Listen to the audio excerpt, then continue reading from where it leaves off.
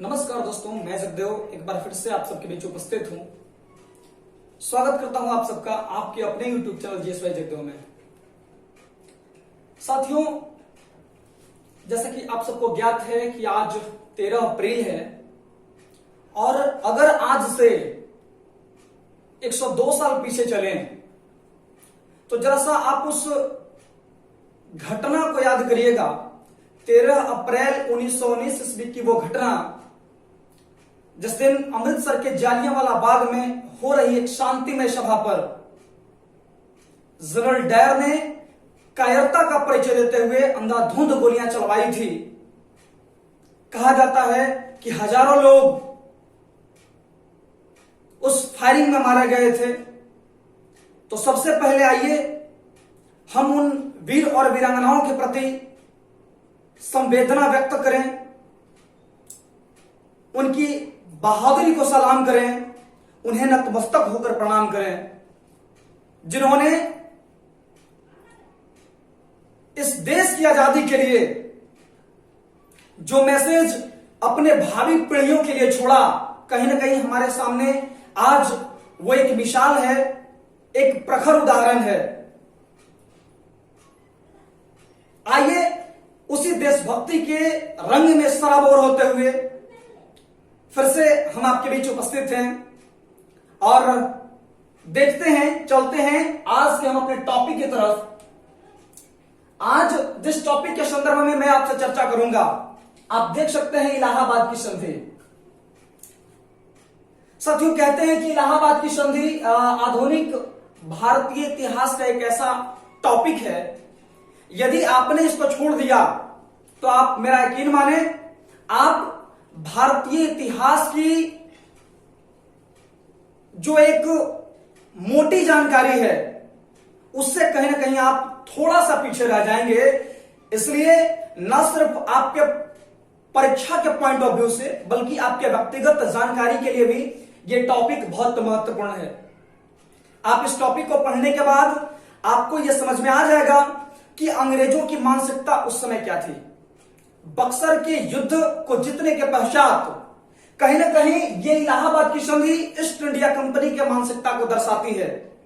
और आप देखेंगे इस 20-25 मिनट के लेक्चर के दौरान आपको पता चल जाएगा कि किस तरह ब्रिटिश ईस्ट इंडिया कंपनी ने अपनी कूटनीति का परिचय देते हुए, जो सिर्फ बंगाल में महज एक व्यापारी के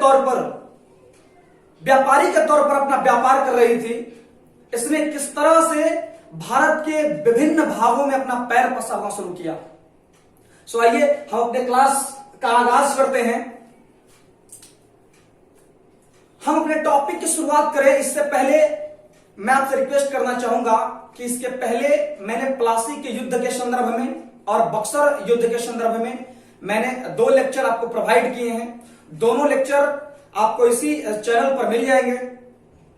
तो सबसे पहले हमारा रिक्वेस्ट आपसे होगा कि अगर आपने अभी तक उन दोनों वीडियो को नहीं देखा है तो अभी आप हमारे उस वीडियो के ऊपर जाएं और दोनों वीडियो को देखें, ताकि इलाहाबाद की संधि की जो पृष्ठभूमि है वो आपको समझ में आ जाए। उसके बाद आप मेरा यकीन मानिए, इस टॉपिक को आपके लिए समझना बेहद आसान हो जाएगा और काफी मजा आएगा। लेकिन चलिए एक छोटा सा सार मैं आपको समझा देता हूं इलाहाबाद की संधि के पीछे, है ना। थोड़ी सी ओवरव्यू मैं आपको दे देता हूं। हम देखते हैं कि जैसे ही आपके मुगल उत्तराधिकारी कमजोर पड़ते हैं, औरंगजेब के बाद जो भी उत्तराधिकारी हुए मुगल उत्तराधिकारी, कहीं ना कहीं उनकी प्रशासनिक व्यवस्था, उनकी राजनीतिक स्थिति कमजोर हो जाती है और कहते हैं कि उसी कमजोरी का फायदा उठाकर बंगाल के अंदर अलीवर्दी खां अपने आप को स्वतंत्र घोषित कर लेते हैं। ध्यान दीजिएगा कहानी के ऊपर, बेहद इंटरेस्टिंग कहानी है, ठीक है ना। हिस्ट्री आपको बोरिंग लगता होगा, लेकिन मैं आपको विश्वास दिलाता हूं कि अगर आप हमसे हिस्ट्री पढ़ेंगे या फिर हमसे ही नहीं किसी के साथ पढ़िए, बेहद हिस्ट्री को एंजॉय करके पढ़िए। चलिए मैं आपको एंजॉय करवाता हूं। अलीवर्दी खां जो कि बंगाल के स्वतंत्र शासक के रूप में खुद को घोषित कर लेते हैं, कहते हैं कि अलीवर्दी खां की 3 पुत्रियां थी, उनका कोई पुत्र नहीं था। 1756 ईस्वी के अंदर अलीवर्दी खां की मृत्यु हो जाती है और उनकी मृत्यु के पश्चात उनकी सबसे छोटी बेटी का सबसे छोटा लड़का, आप कह लीजिए उनकी सबसे छोटी बेटी का बेटा जिसका नाम था सिराजुद्दौला, वो बंगाल के नवाब के रूप में अपने आप को स्थापित करता है। बंगाल के सिंहासन पर सिंहासन रूढ़ होता है। लेकिन कहते हैं कि प्लासी के युद्ध में उसके प्रधान सेनापति मीर जाफर के धोखाधड़ी के कारण नवाब सिराजुद्दौला प्लासी के युद्ध में परास्त हो जाते हैं और लाशनी मारे जाते हैं। अंग्रेजों ने मीर जाफर को बंगाल का नवाब बनाया, है ना। मीर जाफर बंगाल के नवाब बने।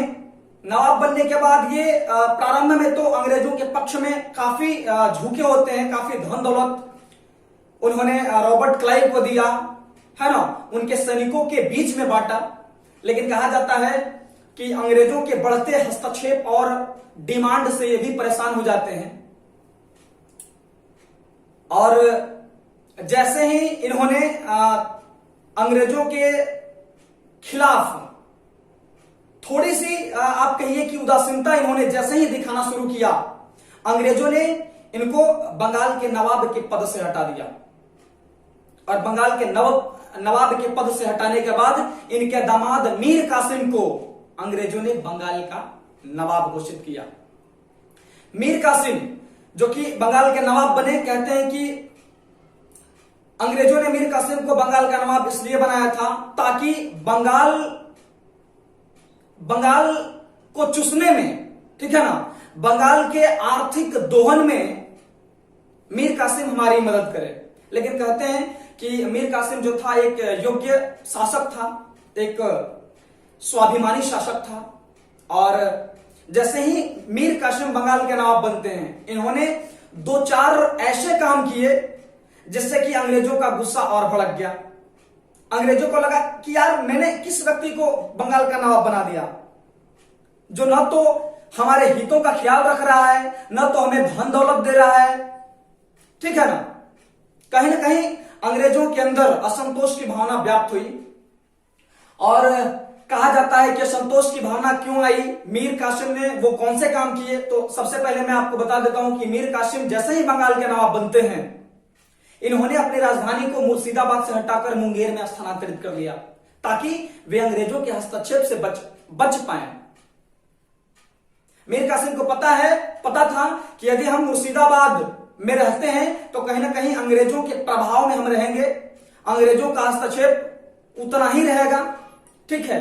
अंग्रेज हमारे खिलाफ षड्यंत्र कर सकते हैं, इसलिए उनके अंग्रेजों की षड्यंत्र से बचने के लिए, उनके हस्तक्षेप से बचने के लिए मीर कासिम ने अपनी राजधानी को मुंगेर स्थानांतरित कर ली। यह तो हुआ इनका पहला काम। दूसरा काम इन्होंने क्या किया कि इन्होंने मुंगेर के अंदर तोपों और बंदूकों की फैक्ट्री स्थापित की। भाई मीर कासिम, ये तुम क्या कर रहे हो? आगे सुनिए।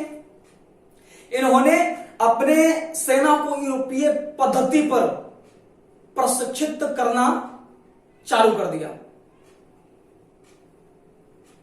इसके बाद इन्होंने क्या किया?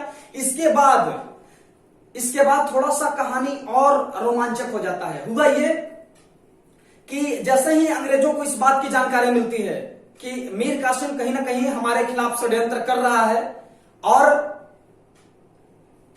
हमारे खिलाफ है, आप ये मान के चलिए, ठीक है, हमारे खिलाफ वो कदम उठा रहा है, तो कहते हैं कि अंग्रेजों ने एलिस के नेतृत्व में, ध्यान दीजिएगा ये प्रश्न बार बार पूछा जाता है, अंग्रेजों ने एलिस के नेतृत्व में एक छोटी सी सैनिक की टुकड़ी मुंगेर भेजी। क्यों भेजी भाई? क्यों भेजी? ताकि इनके राजमहल की तलाशी की जा सके, ठीक है। तो अंग्रेजों ने एलिस के नेतृत्व में एक छोटी सी सेना की टुकड़ी भेजी मुंगेर, है ना।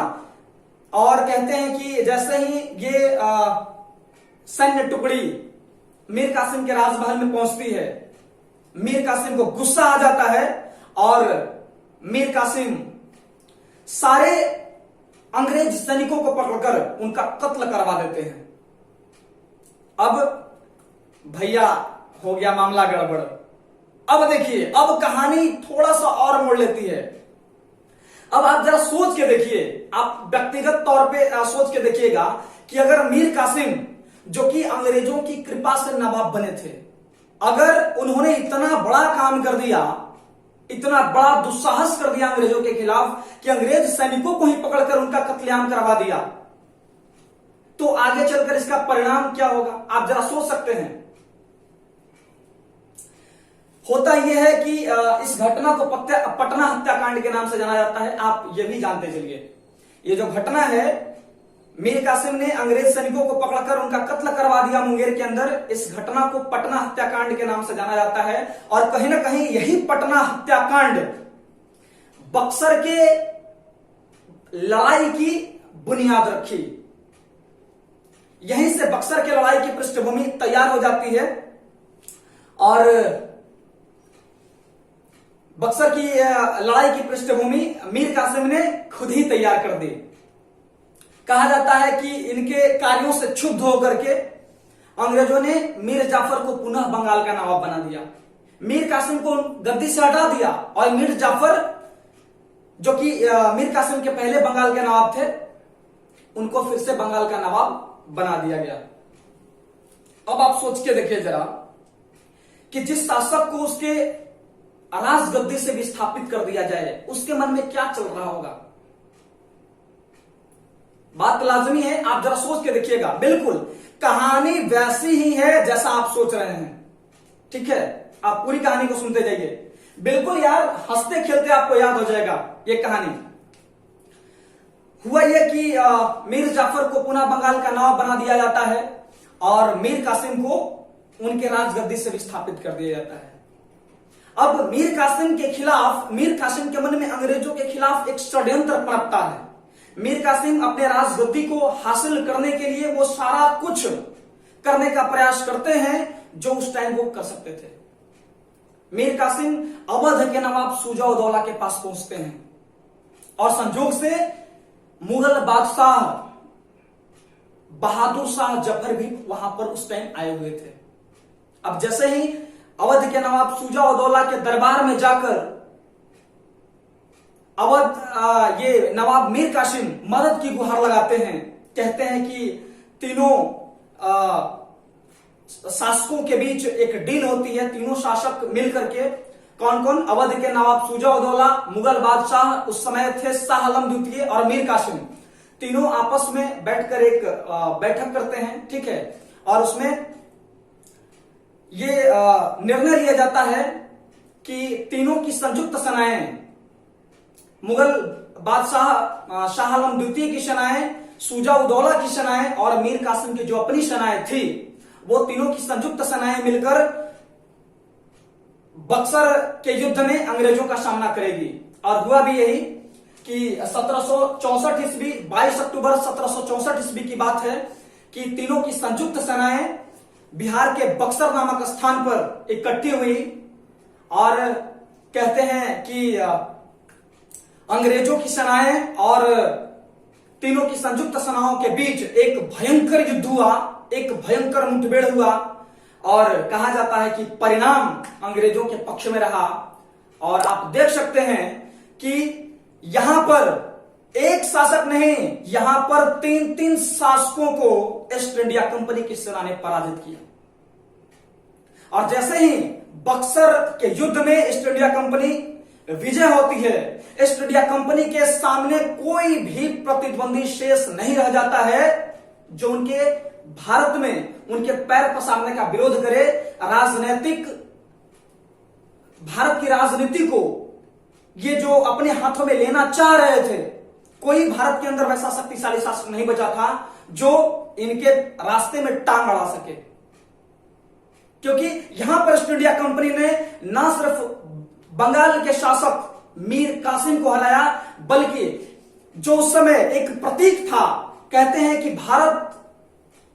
भारत में एक मुगल शासकों का एक जो पीढ़ी रही है, भले शाह आलम द्वितीय जो कि कह सकते हैं कि कमजोर हो चुके थे उस टाइम, जैसा कि आप पहले देखिए मुगल शासकों में बाबर, अकबर और जहांगीर शाहजहां की तरह ये उतना मजबूत स्थिति में नहीं थे, लेकिन कहीं ना कहीं भारत के लिए प्रतीक थे मुगल बादशाह शाह आलम द्वितीय। यहां पर ईस्ट इंडिया कंपनी ने तीन बादशाहों को पराजित किया और कहते हैं कि बंगाल से निकलकर, आप थोड़ी देर में देखेंगे कि किस तरह से ईस्ट इंडिया कंपनी ने बंगाल से जो व्यापार शुरू किया था, बंगाल से निकल करके अवध में, इसके बाद उड़ीसा और बिहार तक अपना पैर पसारती है। और कैसे एक दौर आता है जब भारत की पूरी राजनीति को ये अपने हाथों में ले लेती है।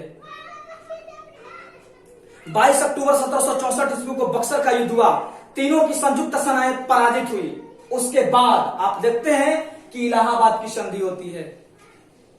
अंग्रेज इलाहाबाद की संधि पर मजबूर कर देते हैं। किनको मजबूर कर देते हैं? मीर कासिम को नहीं। इस संधि में मीर कासिम को नहीं रखा गया, ध्यान दीजिएगा। कहते हैं कि बक्सर के युद्ध में पराजित होने के बाद मीर कासिम दिल्ली की ओर भाग गए, जहां पर 1777 ईस्वी में उनकी मृत्यु हो गई।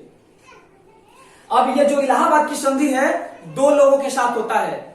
रॉबर्ट क्लाइव, जो कि उस टाइम भारत लौट आते हैं, ठीक है ना। रॉबर्ट क्लाइव के बारे में थोड़ा सा जान लीजिए कि 1757 ईस्वी में प्लासी की लड़ाई को जीतने के बाद वे इंग्लैंड चले जाते हैं, ठीक है। और 1757 से 1760 ईस्वी तक ये बंगाल के गवर्नर होते हैं, ध्यान दीजिएगा। 1757 से 1760 ईस्वी तक ये बंगाल के गवर्नर के पद पर होते हैं रॉबर्ट क्लाइव। और 1760 ईस्वी में वे इंग्लैंड चले जाते हैं और पुनः इनका इंडिया पदार्पण होता है 1765 ईस्वी में, ठीक है। 1764 ईस्वी में ये जो लड़ाई हुई बक्सर का युद्ध अंग्रेजों और इन तीनों की संयुक्त सेनाओं के बीच, तो इसमें अंग्रेजों का प्रतिनिधित्व सर हेक्टर मुनरो ने किया था। ध्यान दीजिए, कई बार हम रॉबर्ट क्लाइव या आप रॉबर्ट क्लाइव टिक आउट करके चले आते हैं, ऐसी गलती मत करिएगा। उस टाइम रॉबर्ट क्लाइव इंडिया के अंदर नहीं थे। 1765 ईस्वी में रॉबर्ट क्लाइव इंडिया के अंदर आते हैं और मुगल बादशाह शाह आलम द्वितीय और अवध के नवाब शुजा-उद-दौला के साथ इलाहाबाद की संधि होती है। ध्यान दीजिएगा, इलाहाबाद की संधि। अब आपको हम बताने जा रहे हैं इलाहाबाद की संधि क्या थी, ध्यान दीजिएगा। कहते हैं इलाहाबाद की दो संधि हुई। एक संधि ब्रिटिश ईस्ट इंडिया कंपनी ने अवध के नवाब शुजा-उद-दौला के साथ किया और एक संधि इन्होंने मुगल बादशाह शाह आलम द्वितीय के साथ की। जो प्रथम संधि 12 अगस्त 1765 ईस्वी को हुई, ध्यान दीजिएगा, ईस्ट इंडिया कंपनी और मुगल सम्राट जो कि उस टाइम शाह आलम द्वितीय थे। प्रथम संधि 12 अगस्त 1765 ईस्वी को होती है मुगल सम्राट और ईस्ट इंडिया कंपनी के बीच। ध्यान दीजिएगा, मुगल सम्राट उस समय थे शाह आलम द्वितीय और ईस्ट इंडिया कंपनी के बीच इलाहाबाद की प्रथम संधि होती है। इसमें क्या डील होता है जरा समझिएगा। इस संधि में बंगाल, बिहार और उड़ीसा की दीवानी अंग्रेजों को प्राप्त हो गई। अंग्रेजों ने कहा कि भाई अब देखिए, अब आप इस युद्ध में हार चुके हैं, आपकी सेना हार चुकी है, अब हम जैसा कहते हैं वैसा आप सुनिए, ठीक है। बंगाल, बिहार और उड़ीसा की दीवानी का अधिकार अंग्रेजों को शाह आलम द्वितीय ने दे दिया। दीवानी का मतलब आप समझते हैं? नहीं समझते तो जान लीजिए। दीवानी का मतलब होता है राजस्व एकत्रित करने का अधिकार। अर्थात पहले अंग्रेजों के पास एक दुधारू गाय था। ध्यान दीजिएगा, बंगाल को अंग्रेज दुधारू गाय की तरह ही तो उपयोग कर रहे थे। पहले सिर्फ और सिर्फ उनके राजस्व का एकमात्र स्रोत क्या था? बंगाल था। अब बिहार भी मिल गया, उड़ीसा भी मिल गया। कहते हैं कि बंगाल, बिहार और उड़ीसा उस टाइम संपन्न प्रांत माने जाते थे और यहां से राजस्व वसूल करने का अधिकार शाह आलम द्वितीय ने अंग्रेजों को दे दिया। ध्यान दीजिएगा, आगे क्या हुआ? कड़ा और इलाहाबाद, जो कि अवध का प्रांत हुआ करता था, कड़ा और इलाहाबाद मुगल सम्राट को सौंप दिया। देखिए, हुआ ये कि कड़ा और इलाहाबाद उस टाइम अवध का प्रांत हुआ करता था और अवध के नवाब थे शुजा-उद-दौला। अंग्रेजों ने क्या किया कि अवध के नवाब शुजा-उद-दौला से कड़ा और इलाहाबाद का क्षेत्र ले लिया, ठीक है। कड़ा और इलाहाबाद का क्षेत्र अंग्रेजों ने ले लिया अवध के नवाब शुजा-उद-दौला से, और किनको दे दिया? मुगल सम्राट शाह आलम द्वितीय को दे दिया। उसके बाद मुगल सम्राट को 26 लाख रुपए वार्षिक पेंशन देकर पेंशन भोगी बना दिया। ध्यान दीजिएगा, अभी तक मुगल सम्राट शाह आलम द्वितीय एक स्वतंत्र बादशाह की तरह भारत पर राज कर रहे थे। ठीक है, दिल्ली उनकी राजधानी हुआ करती थी। और अब क्या किया अंग्रेजों ने, इनकी शक्ति को कमजोर करने के लिए देखिए किस तरह से इन्होंने 26 लाख रुपए इन्होंने ये कहा कि भैया बंगाल, बिहार और उड़ीसा की दीवानी का अधिकार हमको दे दीजिए और आपको हम हर साल, हर वर्ष 26 लाख रुपए की वार्षिक पेंशन देंगे। यानी मुगल सम्राट शाह आलम द्वितीय को 26 लाख रुपए वार्षिक पेंशन देने की डील हुई और ये पेंशन भोगी बन गए। कहीं ना कहीं ये अंग्रेजों की कृपा के ऊपर आश्रित हो गए। समझारी बात, उम्मीद है बातें समझ में आ रही होंगी। चलिए, ये तो डील हुआ किनके साथ, शाह आलम द्वितीय के साथ। अब देखिए इलाहाबाद की दूसरी संधि करते हैं अंग्रेज। 16 अगस्त 1765 ईस्वी को अवध के नवाब शुजा-उद-दौला और ईस्ट इंडिया कंपनी के बीच, अवध के नवाब शुजा-उद-दौला के साथ क्या डील करते हैं। देखिए पहला डील हुआ कि कड़ा और इलाहाबाद को छोड़कर पूरा अवध शुजा-उद-दौला को लौटा दिया। ध्यान दीजिएगा, कड़ा और इलाहाबाद जो कि अवध के प्रांत हुआ करते थे, कहते हैं कि कड़ा और इलाहाबाद को अंग्रेजों ने शुजा-उद-दौला से वापस ले लिया और इसके बाद अवध का पूरा राज्य जो है शुजा-उद-दौला को लौटा दिया। अंग्रेजों ने कहा कि चलिए ठीक है, कड़ा और इलाहाबाद आप हमको दे दीजिए, इसके अलावा पूरा अवध का क्षेत्र आपका था और आपका ही रहेगा, आप इस पर राज करिए, हमें कोई आपत्ति नहीं है। बात इतना ही पर खत्म नहीं हुई। देखिएगा, चुनार दुर्ग अवध से प्राप्त किया अंग्रेजों ने। कहते हैं कि अवध के पास एक बहुत ही सुरक्षित दुर्ग था, एक बहुत ही मजबूत दुर्ग था, चुनार दुर्ग। और अंग्रेजों ने क्या किया, चुनार दुर्ग को अवध से छीन लिया। इसके बाद क्या हुआ कि अवध के नवाब से कंपनी ने 50 लाख रुपए हर्जाने के रूप में वसूल किए। ध्यान दीजिएगा, 50 लाख रुपए, आप जरा सोच के देखिएगा उस टाइम के 50 लाख रुपए। रॉबर्ट क्लाइव ने कहा, उस टाइम रॉबर्ट क्लाइव इंडिया के अंदर आ चुके थे और ये डील कहते हैं कि रॉबर्ट क्लाइव ने इस डील पर हस्ताक्षर किया था। रॉबर्ट क्लाइव ने कहा कि देखिए अवध के नवाब साहब, आप तो अब युद्ध में हार चुके हैं, ठीक है, और आपने हमारे साथ युद्ध किया, इसमें जो हमारा घाटा है, ठीक है, इसमें हमारा बहुत सारा लॉस है और उस लॉस को पूरा करना आपको है। हमारी इतनी सारी सेनाएं इस युद्ध में मारी गई, इतना हमें आर्थिक हानि उठाना पड़ा, इसके लिए कौन जिम्मेवार है? इसके लिए आप ही तो जिम्मेवार हैं। और इसका मुआवजा कौन भरेगा? आप भरेंगे, भरिए। अवध के नवाब से कंपनी ने 50 लाख रुपए हर्जाने के रूप में वसूल किए। ध्यान दीजिएगा। उसके बाद पूरे अवध में टैक्स फ्री व्यापार की सुविधा ब्रिटिश ईस्ट इंडिया कंपनी ने प्राप्त की। रॉबर्ट क्लाइव ने कहा कि देखिए अब हम पूरे अवध में, आपके साम्राज्य में हम टैक्स फ्री व्यापार करेंगे, इसके बदले में हम आपको 1 रुपया भी चुंगी के रूप में नहीं देने वाले हैं। और कहा जाता है कि यहां पर हारे हुए बादशाह थे कौन? शुजा-उद-दौला। ये कर भी क्या सकते थे? जैसे जैसे अंग्रेज कहते गए वैसे वैसे ये सुनते गए, क्योंकि अपना तो इनका आपको चलने वाला है नहीं।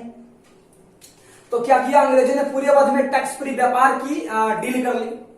उसके बाद देखिएगा इनको कमजोर करने के लिए अंग्रेजों ने और क्या किया? अवध की सुरक्षा की जिम्मेदारी, ध्यान दीजिएगा, अवध की सुरक्षा की जिम्मेदारी कंपनी के ऊपर।